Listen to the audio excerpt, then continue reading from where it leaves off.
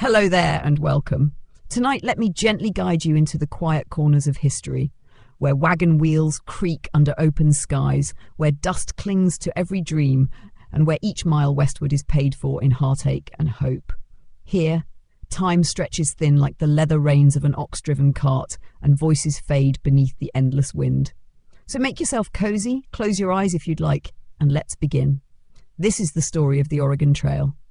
Not as a triumphant march to a promised land, but as it was lived and endured by thousands who walked it, blistered feet, aching backs, and dreams slowly unraveling with every step. This tale is not about glory, it is about why life truly sucked on the Oregon Trail. The year was 1843 and the first great wave had just begun. They called it the Great Migration. Nearly 1,000 souls, farmers, carpenters, blacksmiths, mothers, children, had loaded up their wagons and dared to cross over 2,000 miles of wilderness from Missouri to the green valleys of Oregon. They were drawn by land. Yes, free land and the promise of something better. But for many, the truth was simpler. The East had nothing left to give them. The cities were crowded, the soil was tired, and the economy twisted in a cycle of panic and collapse. So when word came of fertile ground in the West, of a place untouched by the industrial din, many saw it not just as an opportunity, but as a lifeline. But the land would not give itself easily. The journey began in Independence, Missouri, a town that pulsed with the fever of departure. Wagon wheels groaned beneath loads of flour, lard, dried apples, bacon, rifles, and pots. Oxen huffed in their yokes, and in every pair of eyes there was a strange mixture of hope and fear.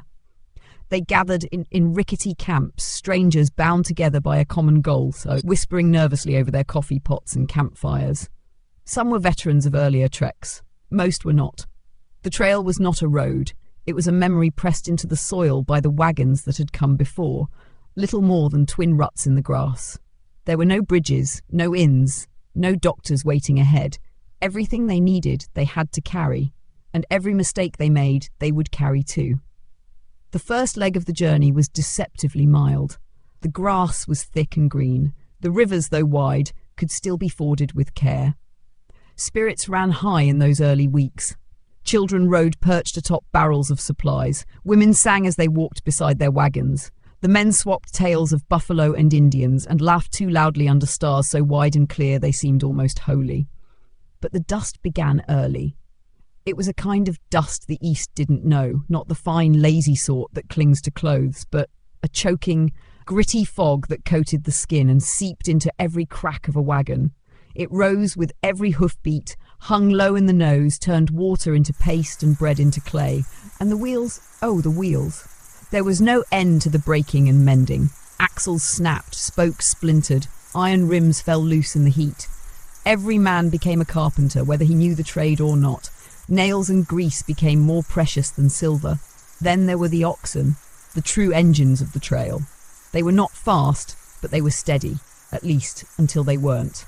A twisted leg, a snake bite, or a single day without water could doom an entire wagon. Some families walked for days, reins in hand, guiding empty yokes where beasts once stood. And when the animals collapsed, they were buried not with grief, but with a kind of grim practicality. The meat was cut, salted if time allowed. Every pound saved meant one less chance of starvation. Food was a constant worry. Most wagons began with nearly 1,000 pounds of provisions, but the appetite of the trail was insatiable. Flour turned rancid in the heat, bacon spoiled despite careful wrapping, water barrels grew thick with algae, and coffee ran out faster than anyone expected. Meals grew smaller, harder. They ate what they could. Dry beans boiled until they collapsed, strips of jerky, biscuits made from flour scraped of weevils. They learned to ration. Not just food, but everything. Boots wore through within weeks. Clothes tore and were mended until there was nothing left to stitch. Soap ran low. Salt vanished. Toothbrushes became a memory. Hygiene, once a matter of dignity, became a luxury few could afford. Disease, though, cared little for dignity. Cholera struck silently and swiftly. One day a man might walk tall, laughing with his companions. The next he was gone. A thin pallor, a cramp, a fever, and then nothing. They called it the trail's shadow. No one knew how it spread, only that it did. It curled through campsites and left graves in its wake. The dead were buried shallow, their names scratched into wood if there was time. Sometimes there was no time. Children died most often, and when they did, the wagons moved on. There was no space for lingering. Grief had to be carried, wrapped and tucked beneath the seat like any other burden. There was also the loneliness. The land was vast, and most days passed in silence. Only the wind spoke, rushing through grasslands, whispering against canvas, howling in the ravines. Some found comfort in it. Others began to talk to themselves. A few simply stopped talking at all. And yet through it all, they kept moving. Not because they were strong, though some were. Not because they were brave, though many tried to be. But because they had no choice. Every mile behind them was a bridge burned. To turn back was to admit failure and to face the long journey twice. The only direction was forward, through mud and river, over mountain and plain. And so the Oregon Trail swallowed them slowly, one step, one wheel turn at a time. The trail, as it stretched westward beyond the comforting borders of the settled world, began to shed its early illusions. In those first few weeks, many still believed the journey to be a grand adventure, a temporary hardship before the reward of land and freedom. But by the second month, that illusion had dried up under the relentless prairie sun, the way a stream disappears beneath the dust. By then, the travellers had crossed into the high plains, where the sky seemed to press down upon the world, and the wind never stopped. It was a place both vast and empty, where the eye could wander for hours without seeing a tree, a bird, or another human face. The grass was tall, yes, but brittle. It whispered constantly like an old woman muttering secrets to herself and offered no shelter from the burning light. Time began to blur. Days bled into one another. There were no milestones, no towns, no landmarks to mark their progress. Just the steady crunch of boots on gravel, the groan of wooden wheels, and the occasional distant shout from one wagon to another. They rose before dawn, stirred from thin blankets by the cold air. Fires were built, meals cooked quickly. Children were bundled onto pallets inside wagons. Mothers whispered quiet songs, and the great caravan creaked into motion once again. Fatigue became a companion.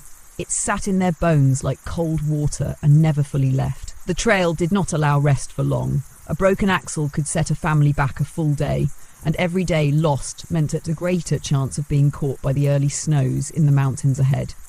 So they pressed on, even when the soles of their shoes gave way, even when their legs trembled with every step. The monotony of the plains was broken only by storms. Thunderheads would roll in from the west, black and slow-moving, turning the sky to bruised velvet. The air would shift, heavy, charged, and then the wind would roar to life. It tore through camp like a wild animal, flinging canvas, tipping wagons, and driving the rain sideways into every crack and seam. Lightning danced across the open sky, blinding and close. It struck the prairie in flashes that left scorched scars in the grass. More than one ox team panicked during a storm and ran, tearing their wagons apart in a frenzy. Some were recovered, some were not. And when the storms passed, the world would fall silent again, not peaceful but hollow. Graves became more common.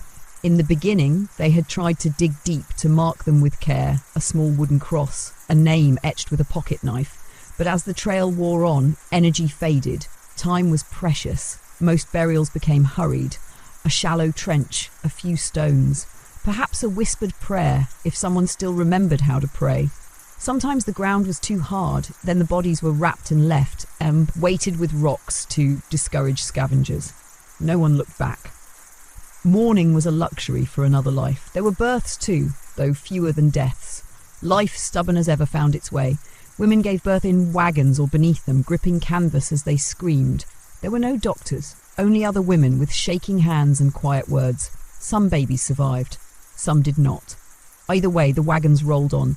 The travellers learned to live with the nearness of death. They spoke in hushed tones, not because they were afraid, but because the prairie seemed to demand it. Loud voices felt wrong, as though they might call something terrible out of the grass. And there was another shadow. One whispered of only at night when the fires had burned low and the children were asleep. People disappeared. Not often, not every day, but enough. A man would go to fetch water and not return. A child would wander too far into the tall grass. A woman would fall behind and never catch up. The land swallowed them with no sound, no trace. Some said it was the work of natives, still angered by the intrusion of wagons across sacred land. Others spoke of wolves or accidents or simply getting lost in the featureless landscape. But the truth was simpler and crueler. The prairie was endless. If you stepped away from the trail just a few paces and the wind was strong, you could lose your sense of direction in minutes. You might call out, but your voice would be carried away. You might run, hoping to find the ruts of the wagon wheels again, only to spiral further from safety. Those who vanished were mourned, yes, but quietly. The others could not afford to linger. They learned to keep the wagons closer together, to watch one another, to tether children. And they prayed that if death came for them, it would come quickly. And yet there were moments of strange beauty. When the sun dipped low in the sky, casting long golden fingers across the grasslands, even the weary stopped to stare. The prairie, for all its cruelty, could be gentle too.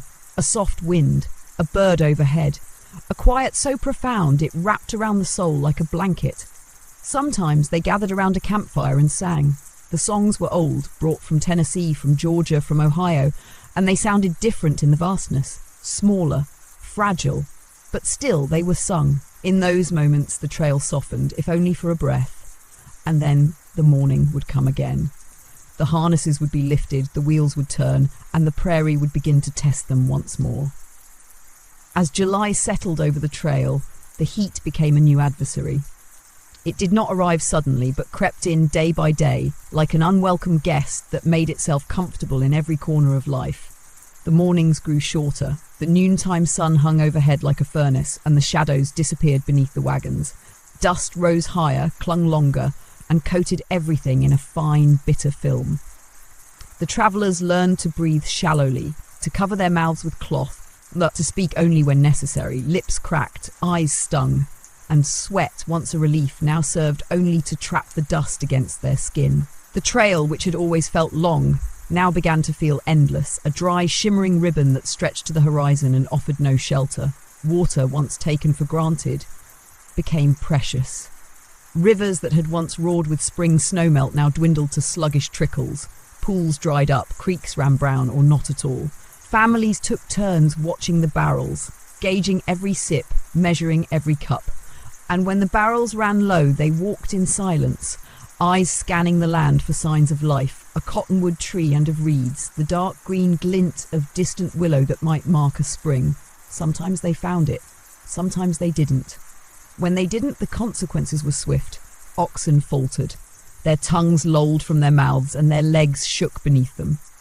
They collapsed in the yoke, and no amount of whipping could rouse them again. Some families, desperate to keep moving, abandoned supplies to lighten the load. Cast iron stoves were left behind, along with sacks of flour, furniture, heirlooms. It was not easy to let go, not just of things, but of pieces of a life once lived. But sentimentality had no place under the high summer sun. Sometimes the people themselves collapsed. The strongest men were not always the ones who endured. It was the stubborn ones who lasted longest, the ones who could keep their eyes forward, their feet moving, even as their strength drained from them one drop at a time. Children, too, surprised many. They did not complain as often as one might expect. Perhaps it was because they didn't fully understand what they were enduring. Or perhaps it was because they had already grown used to hardship. Each evening, the wagons formed a circle or crescent, not just for defence, but for the comfort of familiarity. Fires were lit carefully if wood or dried buffalo dung could be found. Meals were spare but warm. A pot of beans, a flap of cornbread, maybe a slice of bacon, if it hadn't spoiled. They sat quietly in the flickering light, watching the fire more than each other. Conversation came in low murmurs, a few shared stories, always old ones, from back east, never about the trail itself. The trail stories were too close, too real. They were better left unsaid. There were sounds in the night, coyotes mostly, with their high, wavering cries, sometimes the snort of an ox or the creak of a leather strap, and sometimes something more unsettling, the echo of hooves in the darkness or a distant shout that never seemed to have a source. Rumours of attacks spread easily. Most were unfounded, but fear, once seeded, grew quickly on the trail. The emigrants had been warned before they left Missouri. Tales of raiding parties, of stolen supplies, of silent arrows in the night.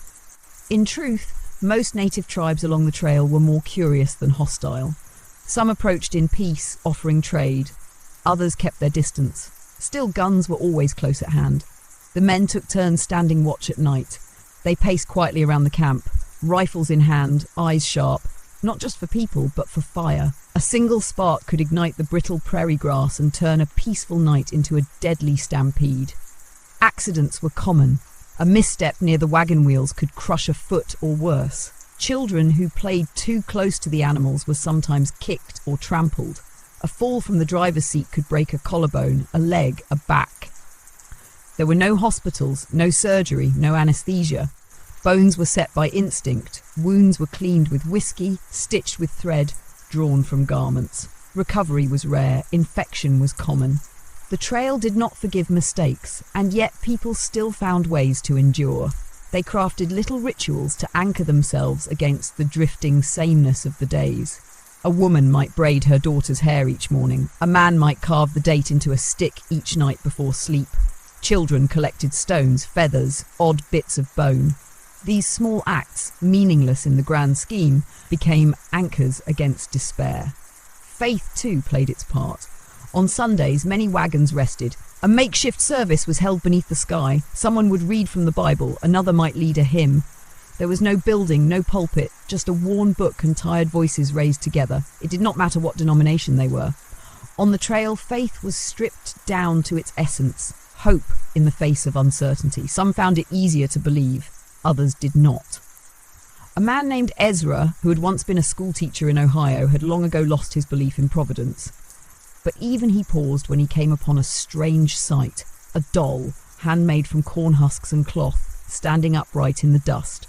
There were no other wagons nearby, no sign of who had left it, just the doll, arms stretched as if in greeting or farewell. He left it untouched, but carried the image with him for days. Each mile was a decision, to keep going, to keep believing that there was something better at the end of all this. And yet the trail gave no reassurance. No promises, just more dust, more sun, and the constant creak of wood under strain. August loomed ahead. The grass was thinning, the animals were slower, and somewhere far in the distance the blue mountains waited, silent and steep and indifferent. But first there were still the rivers, the crossings, and the hardest weeks yet to come. By the time the wagons reached the Platte River, the world had changed around them. What began as green pastures and open skies had turned into a long corridor of dull, baked earth where the air shimmered above the ground like a ghost of heat. The Platte itself was no comfort. Wide, yes, but shallow and slow-moving, its surface coated with yellowish silt and crawling with mosquitoes. They called it a mile wide and an inch deep, and they were not far off. It snaked alongside the trail for hundreds of miles, often tantalizingly close, yet useless for drinking.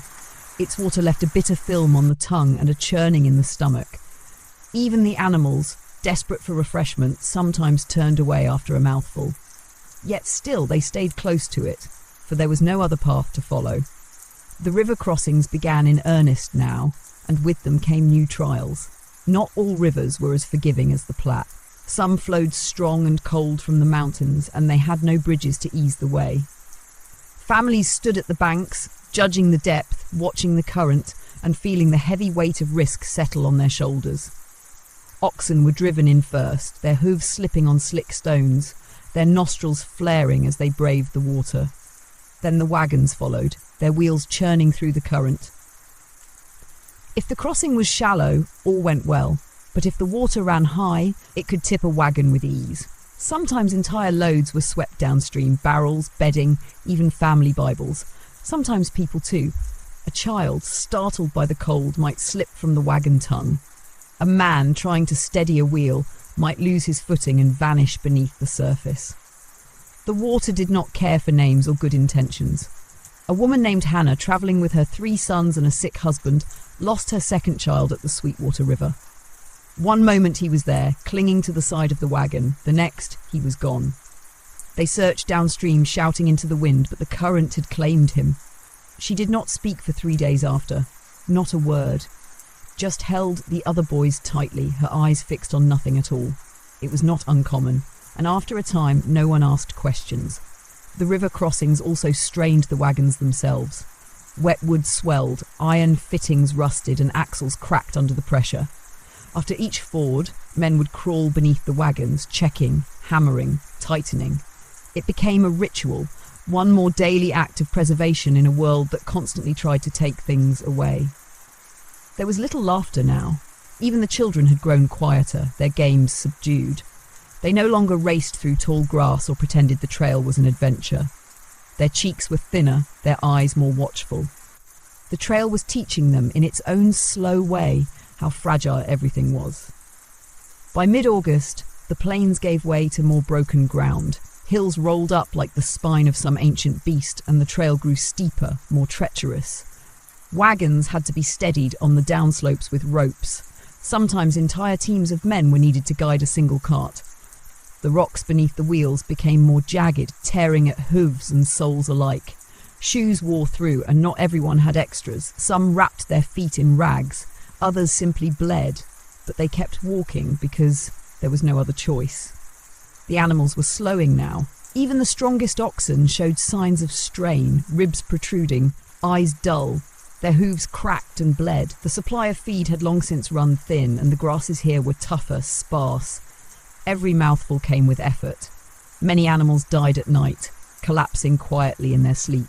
The next morning, their owners would rise and find them stiff in the yoke, the leather straps still fastened as if ready to move. The decision was always the same: bury them or butcher them, and more often now it was the latter. The smell of meat hung over camp in those days, not the kind that whets the appetite, but the sour, greasy odour of desperation. Ox meat was tough, stringy and full of sinew.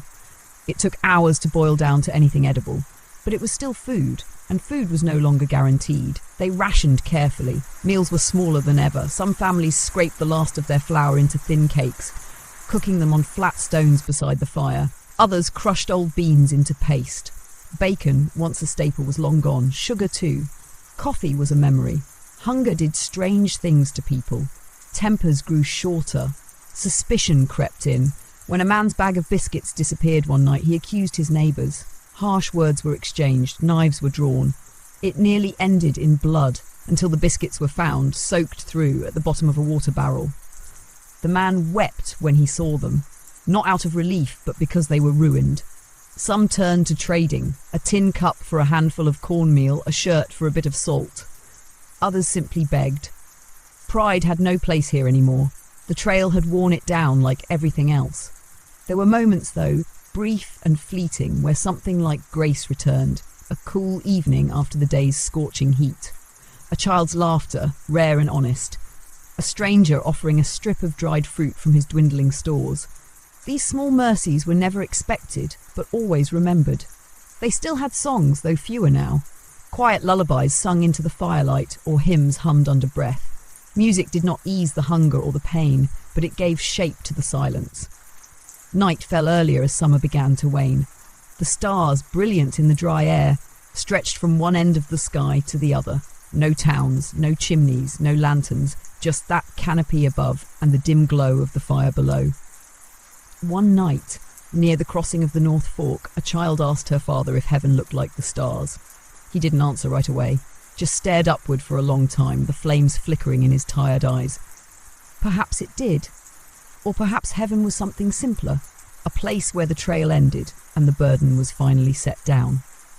The approach to the South Pass marked a quiet turning point in the journey, not for its grandeur, but for its subtlety. Unlike the towering peaks of the Sierra or the jagged ridges that came later, the South Pass rose slowly and without drama, a gentle saddle between the Rocky Mountains. No sudden climb, no triumphant peak, just a long, slow incline that crept up on the travellers like the tide. Many expected a mountain crossing to be steep and perilous. Instead, they arrived at the summit almost without realising it. One moment, the trail was rising. The next, it had begun to fall. And with it, a small sense of hope stirred in the weary hearts of those who had made it this far. They had crossed the backbone of a continent. But the trail did not celebrate such milestones. It did not reward endurance or perseverance. It simply continued, winding westward into harsher lands. And the South Pass, for all its gentle slopes, brought with it a new reality.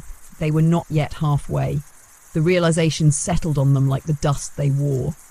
Every step forward now was harder won. The land beyond the pass grew stranger, drier, less forgiving. The rivers were fewer, the vegetation sparse. Water became a rumor, something they hoped for more than expected. Wind River came next, and with it another crossing. The water ran cold and fast, born of mountain snow. This was no sluggish stream to be waded with care. It demanded effort, precision, and luck. Ropes were strung between trees. Wagons were floated or ferried, some disassembled and carried across piece by piece.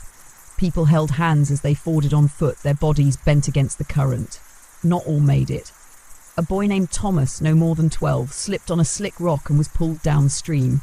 His father dove in after him, but the river moved too quickly. The boy's body was found 2 miles down, snagged in a thicket of willow. They buried him beside the water with only a stone to mark the spot. His mother placed a carved wooden horse atop the grave, something he had whittled weeks before when laughter still came easily. Illness, too, was becoming more common. Not the sudden violence of cholera, but the slower kind, the long fevers, the wasting coughs. A girl in one wagon group lost her voice entirely, speaking only in whispers for the rest of the journey. Another man, once strong and broad, now needed help just to mount the wagon seat. They did what they could. Herbal teas brewed from unfamiliar roots, cloths soaked in cool water, quiet songs sung through the long watches of the night. But the trail offered no medicine, no rest, just more miles. The desert was approaching. They could feel it in the air, dry and sharp like flint. The grass thinned to patches. Sagebrush dotted the hillsides, brittle and fragrant. Antelope danced at the edge of sight, always distant, always out of reach. Fuel became scarce. Fires were made from dried buffalo dung, carefully collected and carried. Cooking became simpler still. Beans, hard bread, thin soup. Some went without altogether. One night, a family boiled strips of leather from an old harness, trying to soften it enough to chew. It helped little. Their clothes had faded from the sun and thinned from wear. Shirts hung loose, patched and threadbare. Hats were bleached white at the brim. Shoes had been mended with twine and rawhide, some replaced by strips of cloth wound around swollen feet. Sleep brought little comfort. The nights, once warm, now turned cold. The wind cut through the wagons, through blankets and quilts. Some huddled together for warmth, bodies pressed close on narrow pallets. Others kept the fire going all night, feeding it with anything they could spare. Broken handles, splintered wheels, the remnants of crates long emptied. And still, the trail moved on. Some turned to journals, those who could still hold a pencil steady, pages filled with terse entries, buried 2 today, ox died in the night, no water since morning, and sometimes simply tired. There was no rhythm now, no steady cadence to the days. Progress came in fits and starts. A broken wheel might halt them for hours, a sick child might delay them for days. Then they would rush to make up lost time, pushing the animals harder, skipping meals, walking late into the twilight. A woman named Eliza wrote each evening in a small book, her handwriting shrinking with each page, as if trying to save space, or as if her voice, like her body, were growing smaller. She wrote not for posterity but for her children, so that they might one day understand what the trail had taken from them and why. And yet, even now, they pressed forward. In late August, they came upon a field strewn with wagon parts, broken wheels, splintered beams, rusted tools, a graveyard of ambition. This was where earlier trains had lightened their loads before the desert stretch, and it was where these new travellers would do the same. Each family stood before their wagon and made decisions, what to keep, what to leave behind. A chair passed down for 3 generations was abandoned beside the trail. A cradle, no longer needed, was set gently against a stone. Some burned their belongings to keep others from taking them. Some wept, others simply turned away. The desert loomed now, silent and vast. It was not a desert of dunes, but of endless sagebrush and stone, the kind of place where the sun burned the ground and the sky seemed farther away. Waterholes were marked on maps, but not all still existed. Some had dried up, others were poisoned. Rumours travelled faster than the wagons, of groups who had lost their way, and of animals gone mad from thirst, of shoes melting from the heat. And yet they entered it as all those before them had done.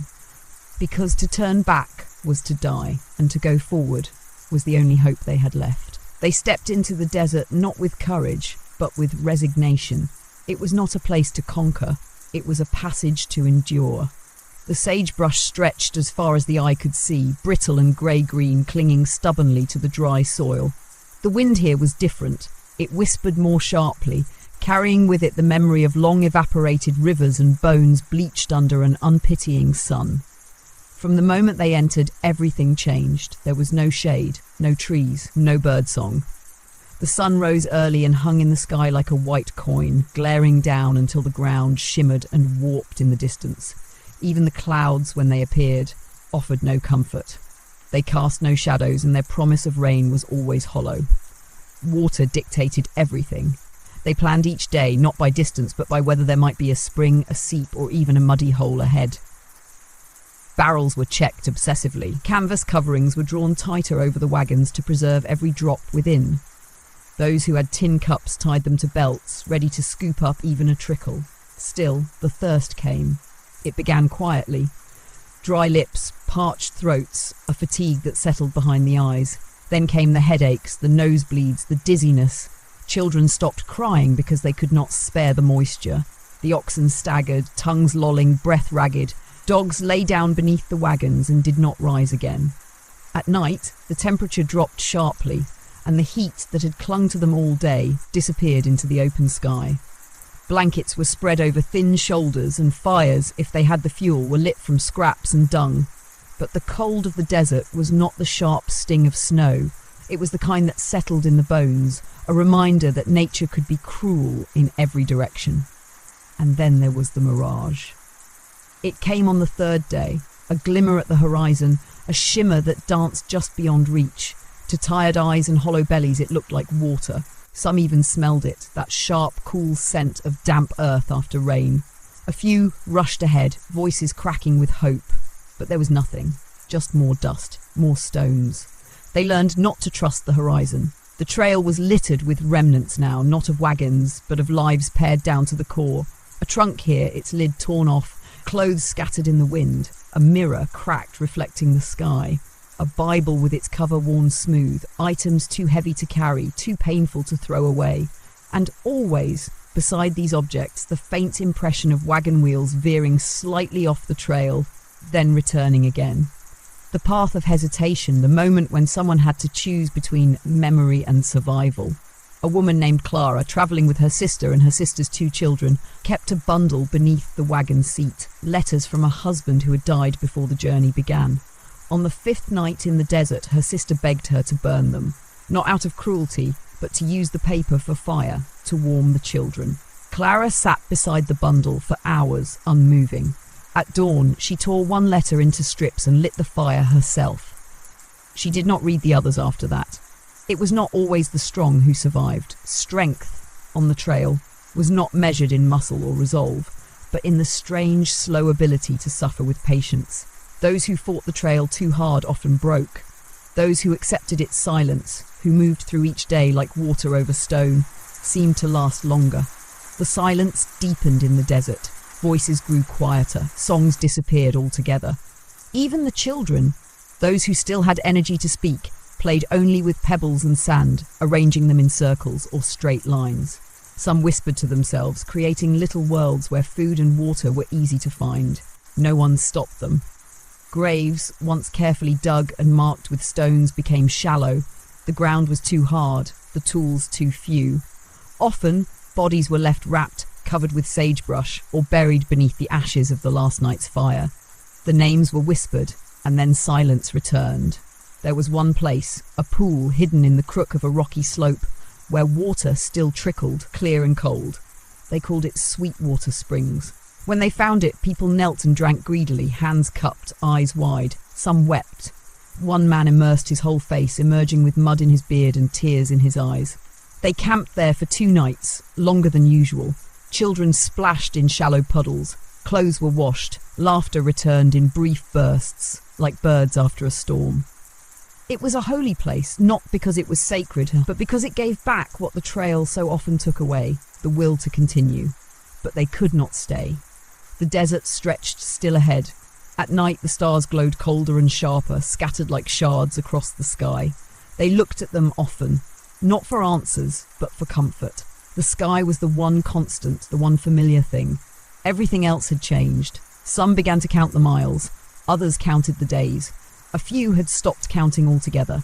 And then, one evening, as the sun dipped low behind the sage and cast the world in long golden shadows, they saw something on the horizon, dark, rising, distant, mountains, real ones. The desert was ending, but the hardest climbs were only just beginning. The mountains had always been in their minds, distant, foreboding, the final barrier between the trail and the long-promised land of Oregon.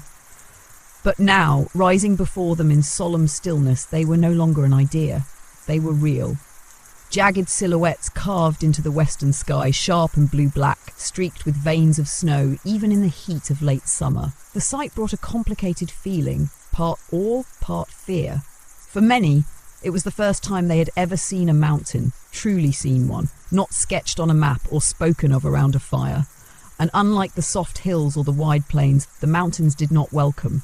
They loomed. In the early mornings, the peaks glowed with a cold light, while the valleys below still lay in shadow. The wind changed too, thinner now and brisk. It came whistling down from the slopes with a strange hush to it, as though even the air had grown cautious. Before they could ascend, they reached the Snake River. Wide and swift, it marked yet another perilous crossing, one of the most dreaded along the entire trail. The current was deceptive. It did not roar or churn, but moved with quiet strength. Too fast for ferries in many places, too deep for fording. Here, decisions had to be made again. Some wagons were taken apart, ferried across in pieces by men who swam beside the oxen, urging them forward with shouts and slaps. Others were floated whole, their canvas stretched tight to keep the water out. Families stood barefoot at the banks, clutching their few remaining possessions, their clothes damp from failed crossings, their eyes darting between river and sky. They lost things in the river, tools, food. An infant once, when a mother slipped on the rocks. A dog, a book, a locket. The river took with silent hands, never returning what it claimed. Once across, the ascent began. The Blue Mountains, though not as high as the Rockies, were no easier to cross. The trails were narrow and steep, winding through pines and over crumbling ledges. Wagons had to be roped from both ends, one team pulling, another holding back to prevent the cart from tumbling downhill. Men and women walked beside them, shoulders pressed to wood, muscles straining with every step. At times, the trail was so narrow they had to go single file. One wrong step, and a wagon could tip. And if it tipped, it often could not be recovered. The land offered no flat places for repair, no easy ground for rest. The mountains asked everything and gave little in return. Animals fared worse. Oxen stumbled and fell, hooves sliding on loose gravel. The incline was too much for some, their strength already hollowed out by the desert behind them. When they fell, they were left where they lay. There was no time to bury them. The wagons had to keep moving. The trees, though beautiful, made travel more difficult. Limbs scraped the sides of the wagons. Axles caught on roots. Fires were easier to build now with wood at hand, but the smoke hung low in the valleys and it choked those with weak lungs. Still, they built the fires gladly, grateful for hot meals again, even if they were meagre. The nights were colder, cold enough that breath came in clouds. Blankets were gathered close. Families huddled together, whispering stories not to entertain now, but to stay awake long enough for warmth to settle in. Someone always kept watch, not just for safety now, but to keep the fire alive. Letting it die meant starting from cold stone and wet kindling, and there was little time for failure. Hunger, once dulled by the sameness of trail food, now returned with sharp edges. The final stores were running low. Flour was rationed by spoonfuls. Cornmeal was stretched with bark. Some boiled pine needles for tea, just to feel something warm in their stomachs. They trapped what they could, rabbits, squirrels, even porcupines. Game was scarce, but any movement in the brush was worth chasing. A boy shot a bird with a slingshot one morning and became a hero until sundown. And yet, in the midst of hardship, there were moments of quiet wonder. High up in the passes, where the trees thinned and the sky opened, the world looked different. They could see for miles. Valleys spread below like painted maps, clouds drifting so low they might be touched. The air was cleaner, sharper. It smelled of pine and stone. Some stood in silence, not from exhaustion, but reverence. A woman named Ruth, travelling with her aging father and 2 daughters, paused at such a point. Her shoes were falling apart. Her face was thin, worn. But in that moment, with the wind in her hair and her eyes turned west, she smiled. Not because the journey was ending, but because it was beautiful in a way she had never known beauty before. Then they descended, and the beauty gave way to hardship again. Downhill was no easier. Brakes had to be applied constantly, sometimes by dragging logs behind the wheels to slow the descent. Wagons groaned, oxen strained, dust rose in thick clouds, choking the air. It got into their eyes, their food, their bedding. Children cried more often now, from hunger, cold, fear. There were fewer distractions. The novelty had worn off, only fatigue remained. In the evenings, they sang less. The fires grew quieter. Some sat without speaking, watching the flames dance as though the answers to all their pain might flicker in the light. Others read aloud from scriptures or letters, their voices hoarse, words brittle as dry leaves. They began to mark the days with stones, one for each night survived in the mountains, a kind of silent count, a quiet agreement to keep going. They did not speak of how many stones might still be needed, and all the while, the trail moved onward. It coiled through the trees, dipped into ravines, climbed again. It cared nothing for their suffering. It simply continued, and they, tired as they were, continued with it. Because somewhere beyond these peaks, somewhere beyond the fog and the wind, they still believed, or needed to believe, that peace waited.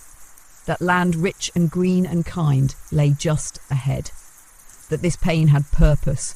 And so, with aching feet and cracked hands, they climbed. As they descended from the blue mountains into the valleys below, a new kind of silence took hold. Not the oppressive hush of the desert, nor the eerie quiet of the mountain passes, but something softer. The wind was gentler here, the trees more welcoming. Pines gave way to groves of alder and cottonwood, and the scent of damp earth replaced the thin, resinous air of the higher altitudes. The worst of the climbs was behind them now, but the trail had not yet loosened its grip. September had come, and with it a subtle shift in the light. Days grew shorter, and the sun lost some of its harshness. Shadows stretched longer across the trail. There was a tenderness in the evenings now, a golden hush before the stars appeared. But this change brought its own worries, for with the cooling air came the awareness that time, like food and strength, was running out. Winter waited just beyond the horizon. They had reached what many called the Grande Ronde Valley, a broad, fertile plain ringed by mountains. For a moment, the sight of green grass and running water stirred joy. The oxen near collapse moved with new energy when they saw the meadowlands. Wagons creaked less, spirits lifted. Some even dared to speak of Oregon now, not as a dream, but as a place just within reach. But the trail was not finished. To reach the Willamette Valley, the final promise of the Oregon Trail, there remained one more ordeal, the Columbia River and the treacherous Dalles. Some had heard stories, others had tried not to. The river route was dangerous, rapids, rocks, steep gorges. The land route around it was no kinder, steep, narrow, nearly impassable with wagons. There was no good choice, only hard ones. But before they could make such decisions, they lingered in the valley. For a few brief days, some wagons stopped. They hunted, they washed clothes in the clear streams. Children played again, though their laughter was softer than it had been in the early days. Women bathed in shallow inlets, scrubbing away the dust of weeks. Men mended what gear they could, patched wheels, sharpened knives dulled by stone and time. A man named Elias, who had once been a cooper in Kentucky, used spare planks from a broken crate to fashion new soles for his wife's boots.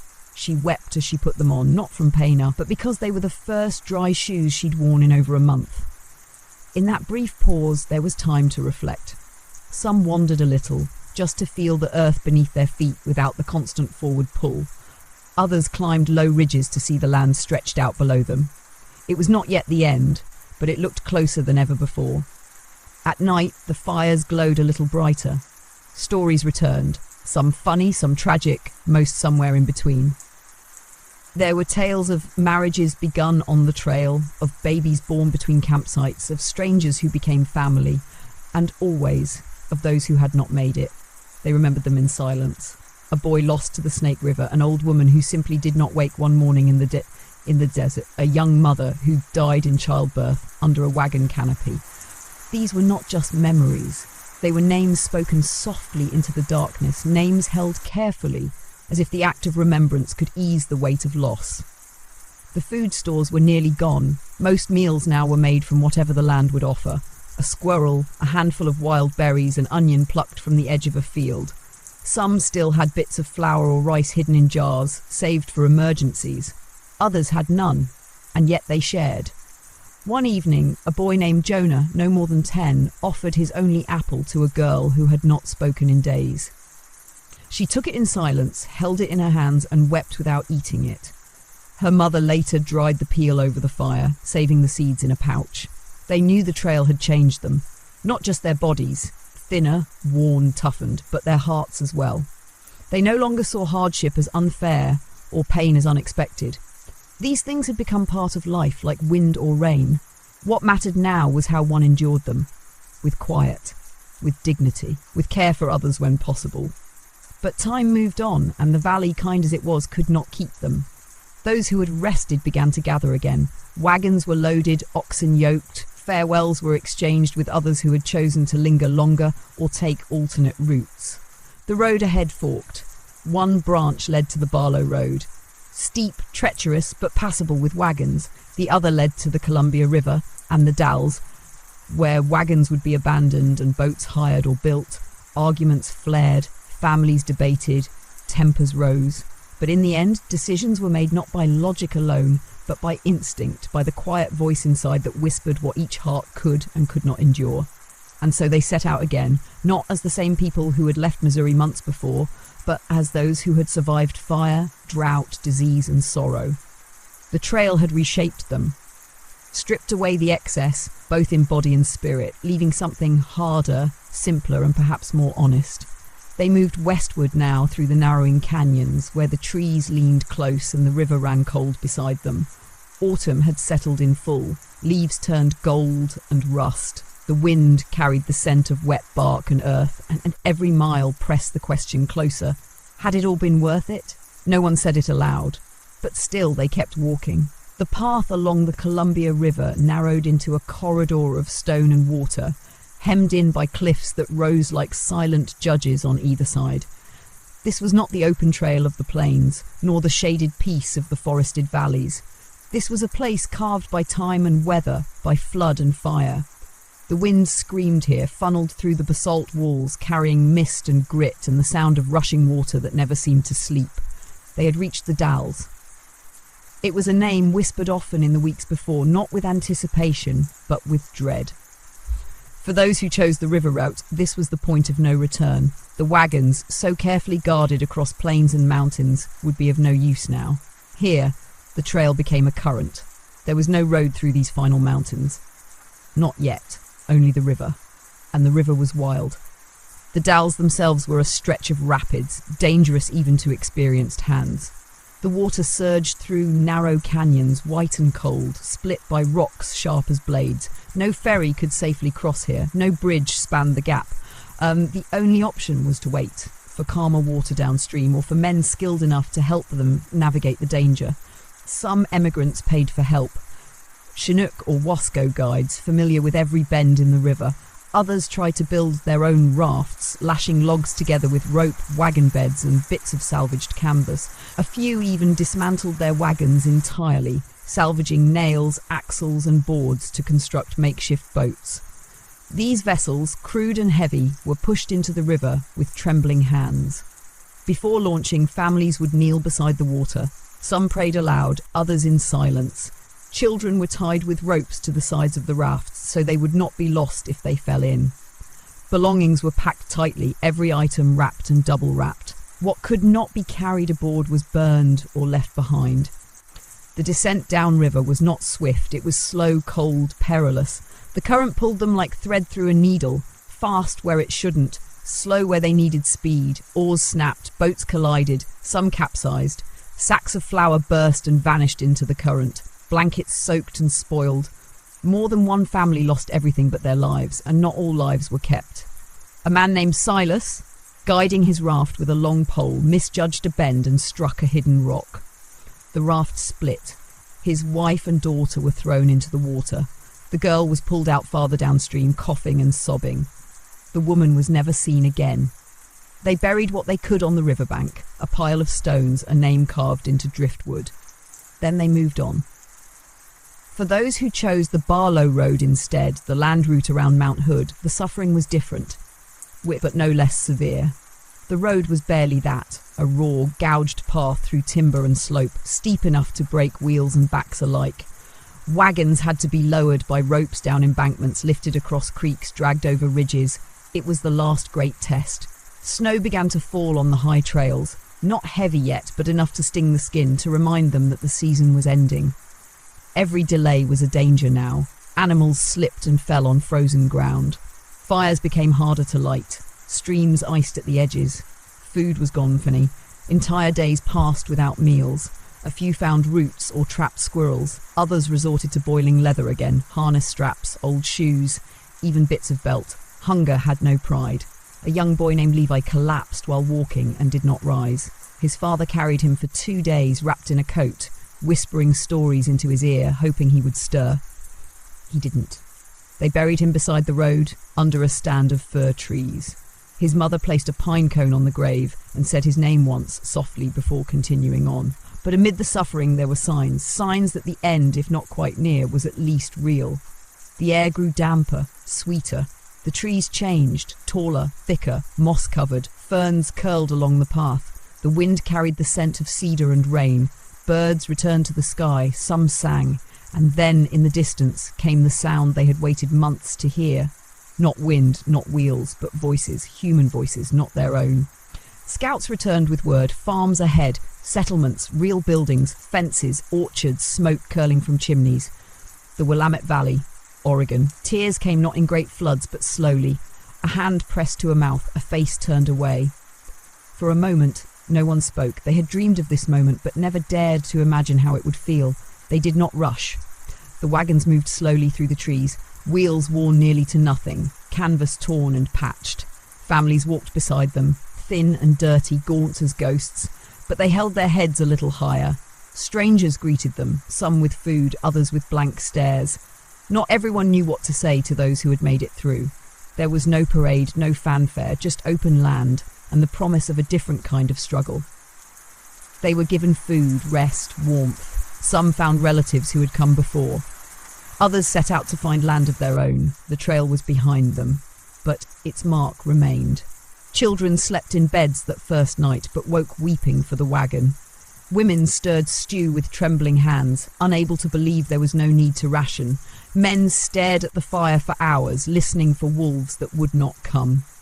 Because when you live that long under sky and hardship, silence and hunger, when you walk 2,000 miles through dust and loss, peace is not easily recognised, it must be relearned, but still, they had arrived. The first nights in Oregon were oddly quiet.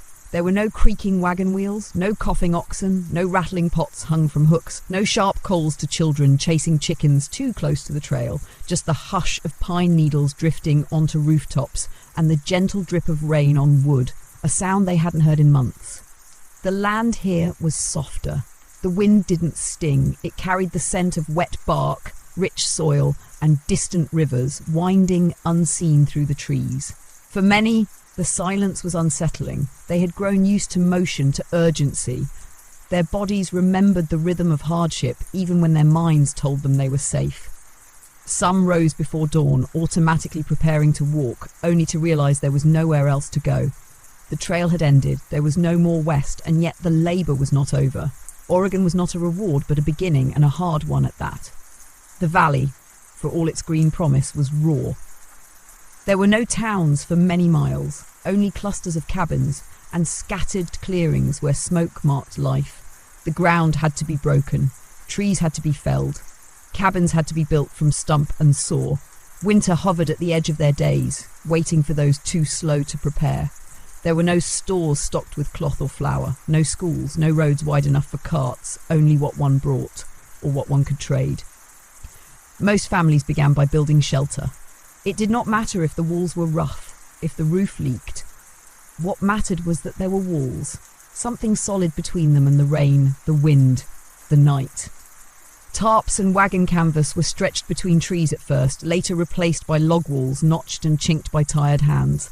A man named Emmett, whose wife had died in the Blue Mountains, worked by lamplight each night, his hands raw from the axe. He built his cabin in silence, refusing help, refusing rest. When it was done, he sat on the threshold and wept, not for the loss, but for the simple fact that it stood. The soil here was rich but heavy. Breaking it with a wooden plough was back-breaking work. Those who had animals still living, oxen, mules, a few surviving horses, used them sparingly, knowing they might not last the season. Others turned to their own backs. Children joined in, hauling rocks, stacking brush, pulling weeds taller than they were. Crops would not come quickly. For the first winter, they lived on what was given, what was stored, and what they could gather. Some hunted. Deer, elk, and wildfowl roamed the woods in plenty, but not all had the strength or skill to hunt.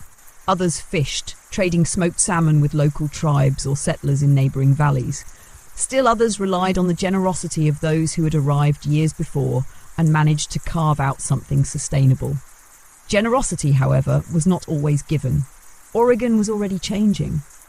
The influx of settlers brought tension. Claims to land overlapped. Disputes arose. Fences were built, then torn down. What had once been communal meadows became property lines. The trail's shared suffering gave way to the old habits of ownership. There was talk now of government, of law, of surveys and deeds. Some settlers wrote to relatives back east, urging them to come quickly, before the best land was claimed. Others wrote nothing at all, unwilling to recount the cost. Illness remained too. The valley was wet. Malaria lingered in the lowlands. Dysentery still travelled between cabins, and few had the strength to resist. Those who had survived the trail sometimes found themselves undone by the stillness. One woman, having lost her 2 children to fever just weeks after arrival, packed her remaining belongings into a sack and walked into the woods alone. Her body was never found. Grief didn't lessen here. It only changed shape. But there were signs of life, fragile and new. Babies were born in cabins where the roof still dripped when it rained. Children who had forgotten how to play slowly remembered, chasing chickens, splashing in creeks, picking wild berries with purple-stained fingers. Women began to gather in clearings, sharing stew and stories while mending each other's torn clothes. Men helped raise barns for neighbours they barely knew. What was once a scattered group of wagons began to resemble something like a community. One evening, a wedding was held beneath a grove of cedar trees. The couple had met somewhere past the South Pass, between dust and silence, hardship and longing. There was no church, no choir, just a circle of friends, a fiddle, and wildflowers laid along a table carved from rough planks.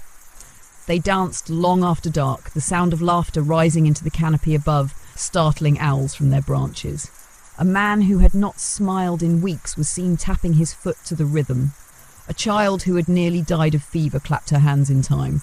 No one had the strength for celebration, and yet they celebrated, because they were alive.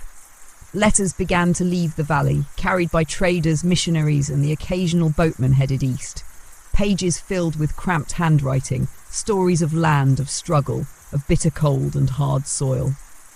Some were honest, others softened the truth. No one wanted to write, it was harder than I imagined. Instead they wrote, "We are making it." Because they were. Slowly, painfully, and not without loss. In the months to come, fields would be sown, roads would be widened, a schoolhouse would be raised with walls of split logs and a fire kept burning at the centre. A child would learn to write his name on a slate. Another would sing aloud for the first time since the river took her brother. They would bury more graves, plant more seeds, light more fires. The trail was over, but its echo lived on in the calloused hands and quiet resolve of those who had walked it. Autumn in the Willamette Valley came gently, like a mother drawing a blanket over a sleeping child. The air cooled day by day, not with the abrupt chill of the mountain passes, but with a quiet softness that wrapped itself around the trees and fields. Leaves turned gold, then brown, and drifted down like memories, unnoticed until they crunched beneath tired feet.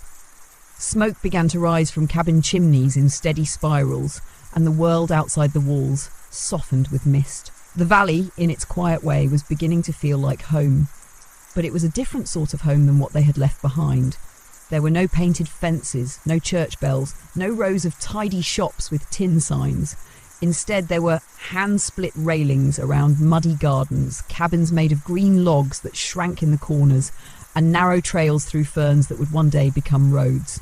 Everything was raw, earned. Those who had survived the trail often looked older than their years. Hair once dark had gone grey. Hands were marked with cuts that never fully healed. Faces held a stillness that was not sadness exactly, but something close to it. The gaze of someone who had seen what the world could take. And yet they built. Cabins became homes. Mud floors were slowly replaced with rough-hewn planks. Window panes, when they could be afforded, let in the low light of rainy mornings. Children helped gather moss to insulate walls, and women lined shelves with cloth when boards were scarce. Each improvement was celebrated in its own quiet way. A loaf of bread baked on a real hearth, a door that didn't creak in the wind, a new handle carved for a worn-out pot. The work never ended, but it changed. It no longer chased them down a trail. It met them in each morning as a choice, to improve, to mend, to plant, to endure. And so they did. One family, the Allens, had arrived with barely a wagon's worth of goods. They had lost their oxen crossing the Columbia and arrived on foot, carrying what they could. A settler farther up the valley offered them a patch of land near his own, not out of charity, but in trade. One season's labour for a cabin and a start. Mr. Allen agreed without hesitation. They built a home in 3 weeks. Other families gathered to help, bringing what they could spare. A few nails, a bit of pitch for sealing cracks, even a window shutter left behind by someone who had moved on. When the last log was hoisted, they shared a stew made from the week's hunting and the final handful of beans from a sack that had travelled all the way from Missouri. No one said it aloud, but everyone there felt it, that small pulse of triumph. Not the kind shouted from rooftops, but the quiet sort that sits in the chest and makes the night seem less cold. The children took to the land quickly. They learned its sounds, the drip of rain through the canopy, the distant thrum of waterfalls, the rustle of deer moving through bramble. They learned its rules too, which berries stained, which thorns stung, how far one could walk before getting lost in the fern-thick woods. Some still bore the weight of grief, but even grief softened over time in young hearts. One girl, Sarah, had arrived after losing both parents on the trail. She had walked the final miles under the care of her uncle, a quiet man with calloused hands who said little and wept once, privately in the woods where he thought no one would hear. Sarah barely spoke for weeks. Then one day she was seen standing in the middle of a clearing, teaching a squirrel to take dried corn from her palm. She laughed when it skittered up her arm. It was the first sound of her childhood returning. The forest, so dense and imposing at first, began to give. Trees were felled in rhythm, not for survival now, but for progress. Barns were raised, fences marked new fields. The settlers watched the changing canopy and planned for spring. The earth here was rich, almost too rich. Overgrowth returned overnight. Every root disturbed released a fresh perfume of loam and rot, life and decay. They were learning a new language, one of moss and myrtle, of rainfall measured not in drops but in days. Weather ruled everything. Rain came early that year. It started with mist, then grew into a steady fall that soaked clothes, softened walls, and swelled rivers. Paths turned to mud, tools rusted if left outside. But they worked through it, wiping blades and trenches to guide water away from cabins, laying stone paths one rock at a time. They had survived worse. Those with more experience taught the newer arrivals. A man from Illinois showed his neighbours how to build a clay chimney that wouldn't smoke. A woman from Georgia shared her method for storing apples in a pit lined with straw and covered in earth. Information passed in small, generous exchanges, over stews, during visits, at the rare gatherings where music, laughter, and even a few dances still found their place. They buried their dead with more ceremony now, not hurried and shallow like on the trail, but with care. Graves were dug deep, lined with cedar boughs. Crosses were carved from sturdy branches. Names were spoken slowly. Songs were sung. And afterward, the living would return to their work, not forgetting, but carrying the weight of memory more evenly than before. Some spoke now of permanence, of building schools, of sending for relatives, of planting orchards that wouldn't bear fruit for years. These were not the thoughts of travellers, they were the thoughts of settlers. People who had found, at last, a place where they might grow old. But still, the trail lived within them.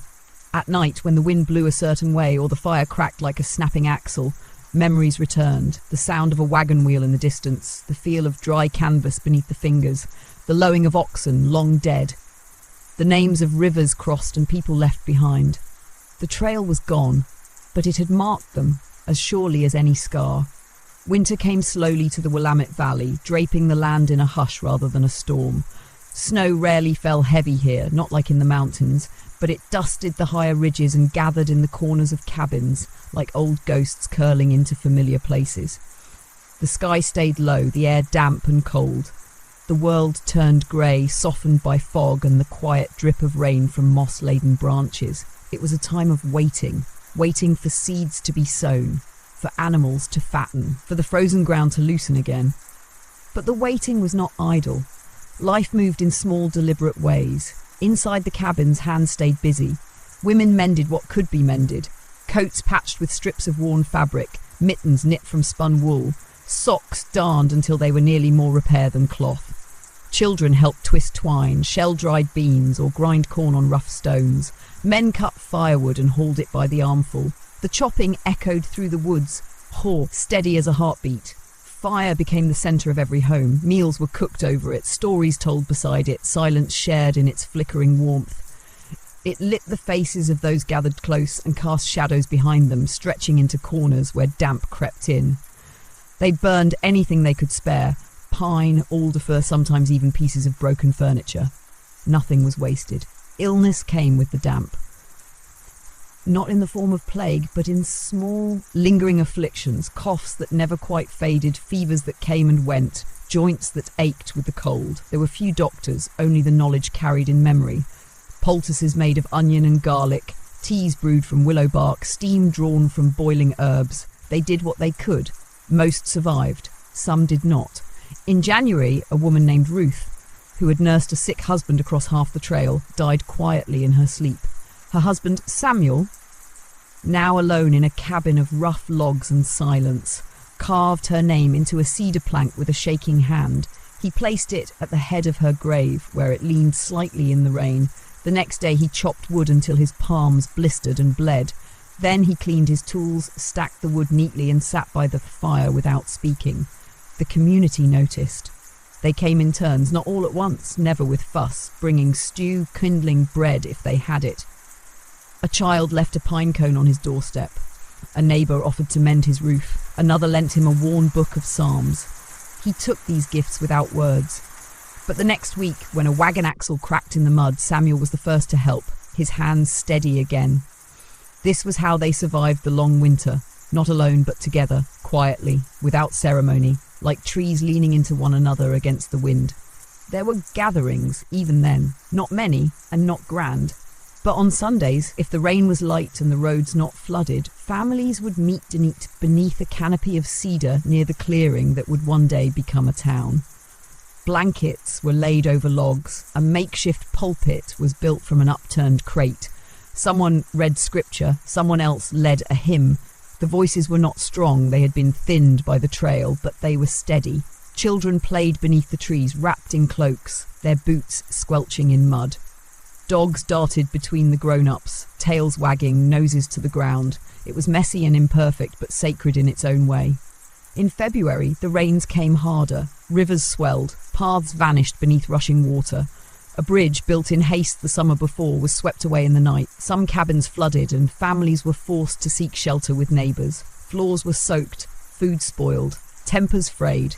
But still, no one left. They had crossed mountains, rivers, deserts. They had watched loved ones be lowered into shallow graves. They had given up the comforts of their old world for the uncertainty of this one. And now that they were here, there was no turning back, no other road to follow, only this one. So they rebuilt, again and again.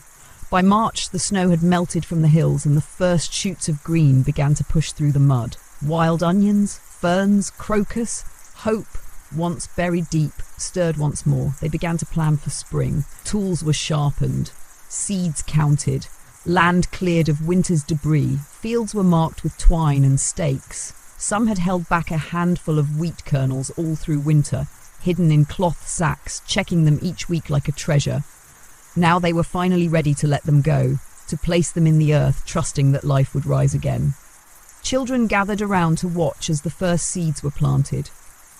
Not because they fully understood, but because something in the moment felt important, sacred, a kind of quiet ceremony in the soil. One boy, no older than 8, asked his father how deep to bury the seed. "Just enough," the father said, pressing his thumb into the earth. "Not too deep.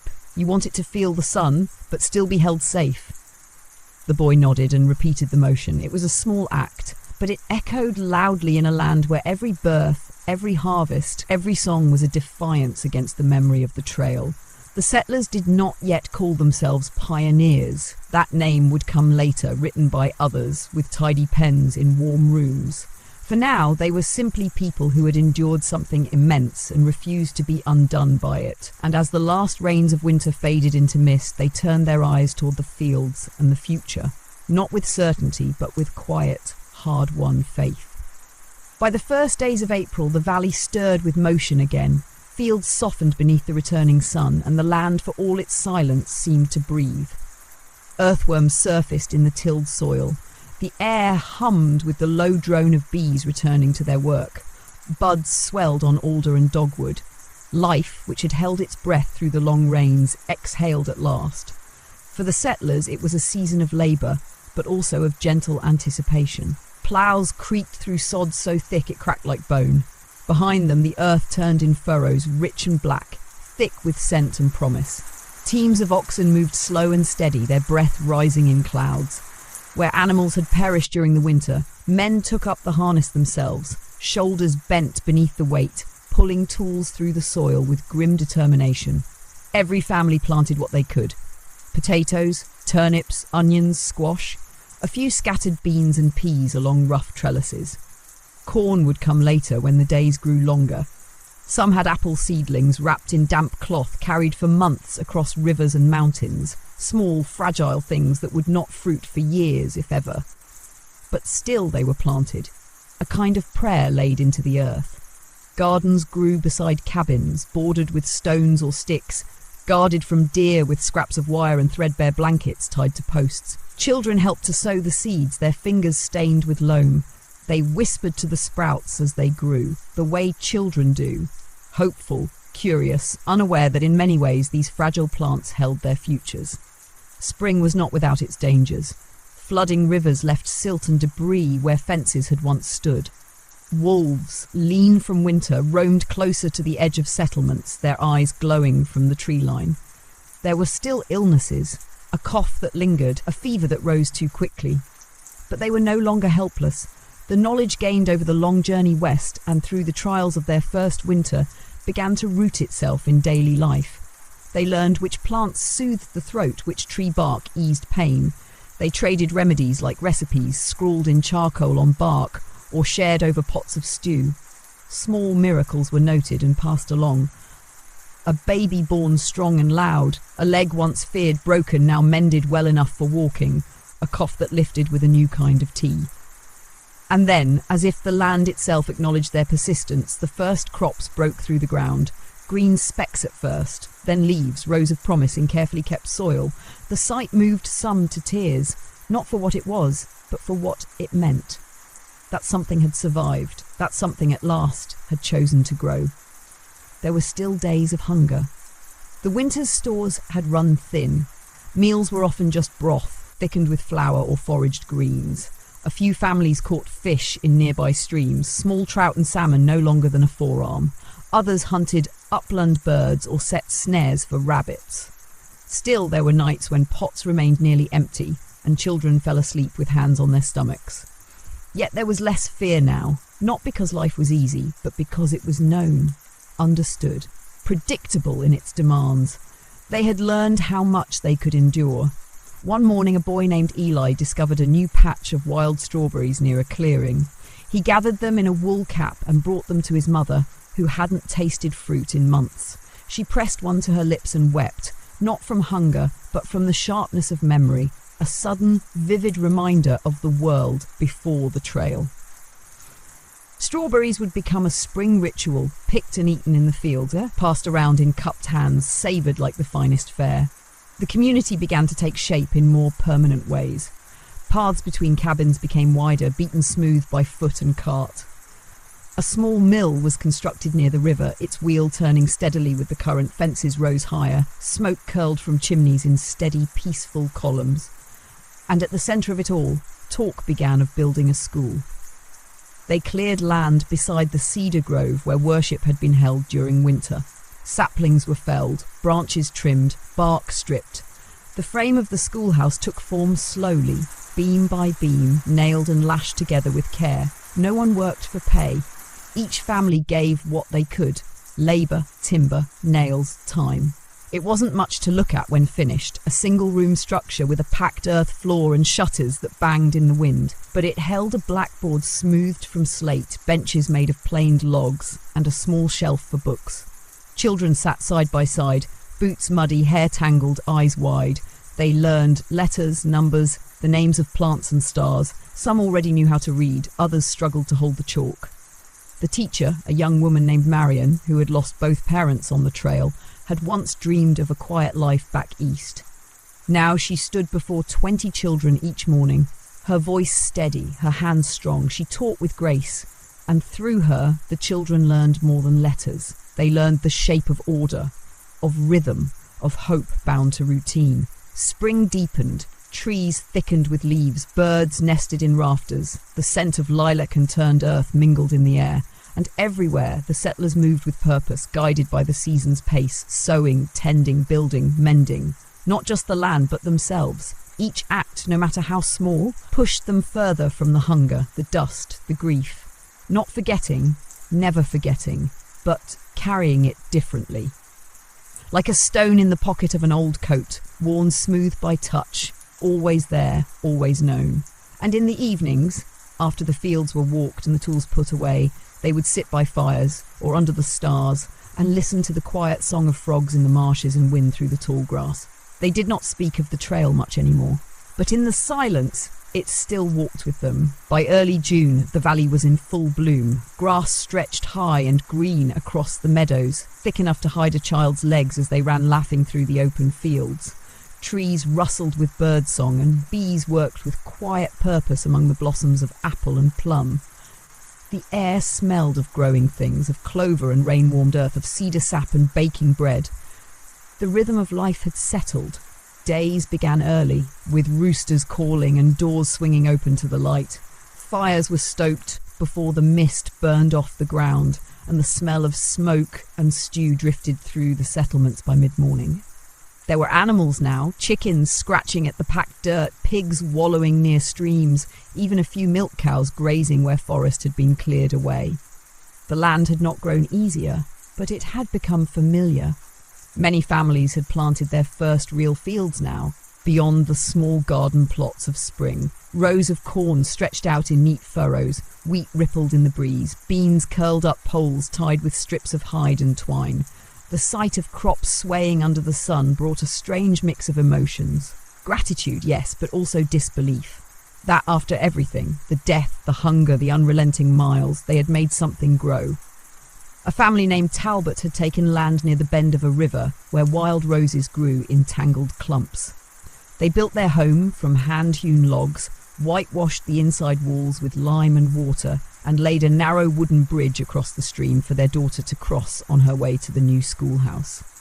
That bridge became something of a symbol to the others, a simple span of planks and nails, not remarkable on its own, but standing nonetheless. A mark of transition. From trail to route, from journey to dwelling. And yet not all had settled so easily. There were still nights when thunder rolled in from the east, heavy and low, shaking the cabin walls.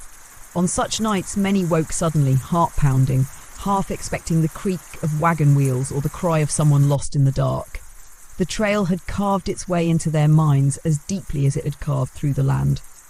They didn't speak of these dreams, but in the mornings after, there was a softness to how they greeted one another, a kind of wordless understanding. In the small clearings where paths crossed and neighbours gathered, Benches were built from split logs and stumps. There, in the evenings, people shared stories. Some told of the days before the trail, of farms in Ohio, shop fronts in Pennsylvania, families long left behind in Georgia or Maine. Others told stories born along the trail itself, of wagon trains, near misses, river crossings, of loss and survival. A young man named Tobias, once a barrel maker's apprentice, played a fiddle shaped from a gnarled old maple limb.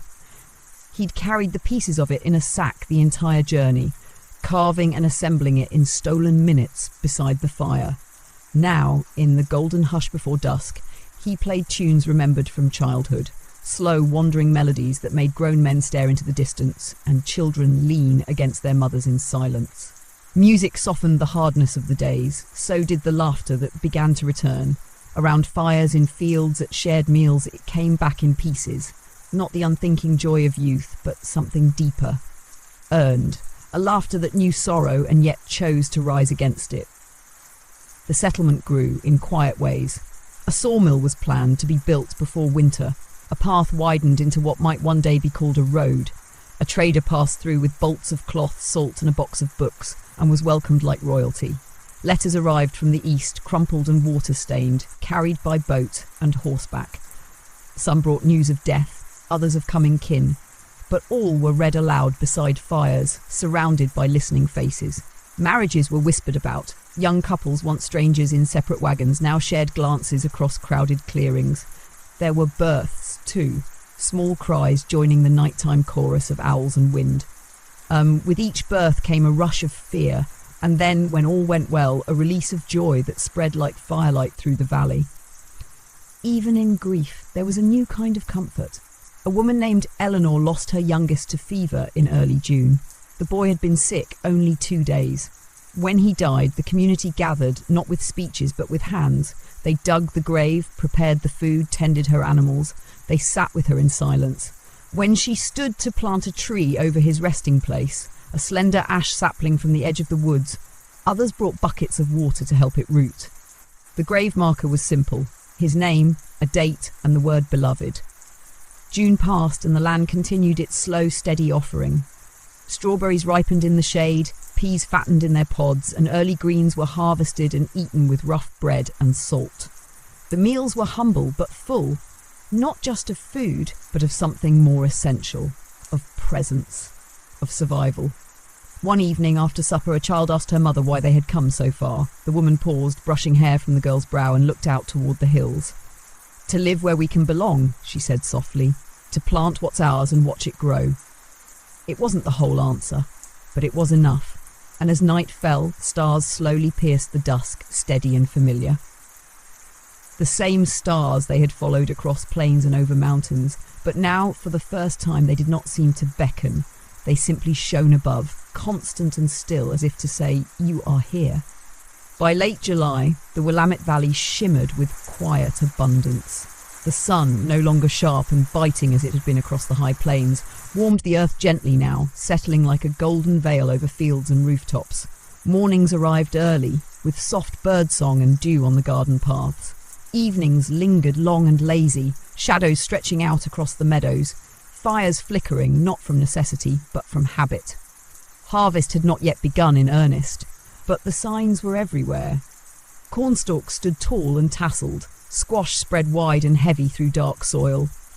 Apple trees, still young, bore small but promising fruit. The settlers walked among their fields with careful pride, not boastful, never that, but with a reverence born of hard-earned trust in the land. They had learned not to expect ease, but they had also learned to recognise grace. The children, barefoot now and sun-browned, knew every trail and stream near the growing settlement. They spent their days catching frogs, helping gather berries, or chasing each other between rows of beans and potatoes. When the work allowed, they listened to the elders' stories or sat cross-legged in the schoolhouse, their hands ink-smudged and eager. Some, now old enough to remember the trail as a dim blur of motion and dust, began to see their new life not as survival, but as childhood. They knew this land first. Not Missouri, not Illinois, not the long stretch of wagon wheels and graves, but this. The fields of lupine and yarrow, the cabin door swinging in the wind, the creek that sang through summer nights. They were the first to belong here, without question. Their parents carried the memory differently. For them, the weight of the trail remained, even in moments of rest. They remembered the faces of those who had not reached this place, whose names they still spoke quietly when the air was still. Each birth reminded them of a child lost, each harvest of meals once missed. But time, like water over stone, had softened the sharp edges of grief. The ache remained, yes, but it no longer led. Now there were barn raisings, quilting circles, meals shared beneath groves of alder. There were visits between cabins, exchanges of eggs for soap, apples for beans, stories for company. And there were silences too, but not the kind that once weighed heavy on the heart. These were the silences of contentment, of watching the sun rise through mist, of listening to the wind in the trees after a long day's work. A man named Isaac, whose wife had perished before they reached the Columbia, spent his mornings tending a small garden. He spoke little, but he carved delicate toys from scrap wood, horses, birds, tiny wagons, and left them on doorsteps without a word. Children called him the Whittler. No one ever caught him in the act. No one needed to. He had found a way to give what he could. That, more than anything, defined the new life. The quiet giving of oneself to something shared. A meal passed over a fence, a roof repaired without being asked, a hand laid gently on a shoulder. These things weren't spoken of. They simply happened. In the evenings, as the sun slipped behind the western hills, people gathered near the cedar grove, not always for worship now, but just to be. Blankets were spread on the grass. Bread was passed around. Marion, the school teacher, often read aloud from the few books they had. Tobias played his fiddle. Sometimes they sang. The songs had changed, gone with the ballads of the trail, the ones carried from east to west, filled with longing and dust. In their place rose gentler melodies, songs of rivers and roots, of new mornings and mended lives, the kind of songs that settle into memory without announcement. And when they sang, they did so not for an audience, but for each other, for the small, flickering truth that they were still here, together. One warm night near the end of the month, a storm rolled in, slow and purple-veined, more light than thunder. The sky cracked open above the valley, and for a moment all was lit in a pale hush. Rain fell in steady sheets, the fields drank deeply. Roofs whispered beneath the drops. No one cursed the storm, no one ran from it. Instead, some stood beneath it, letting the water soak through their clothes, eyes turned to the sky. It was the first rain many had felt without fear. No flash flood, no ruined supplies, no rushing rivers to cross. Just rain, plain and kind. In one cabin, a woman held her newborn child and opened the window wide. She let the rain wash the air. The child, not yet used to the world, blinked into the soft grey and reached out with tiny fingers as if to touch the sky. These were the moments no history would record. No headlines, no monuments. Just the quiet truth of lives made whole again, not by fortune but by resilience. By the choosing each morning to wake and work, to build, to sing, to bury and to plant, to stay. The Oregon Trail was a story etched into their bones, a story of hunger and dust and endless sky. A story of names carved into wood and left by the roadside, but it was also a bridge, a season, a passage between what had been and what could be. Now, that story rested beneath their feet, not forgotten but part of the soil, and above them, in the hush after rain, the stars returned, not guiding anymore, just shining.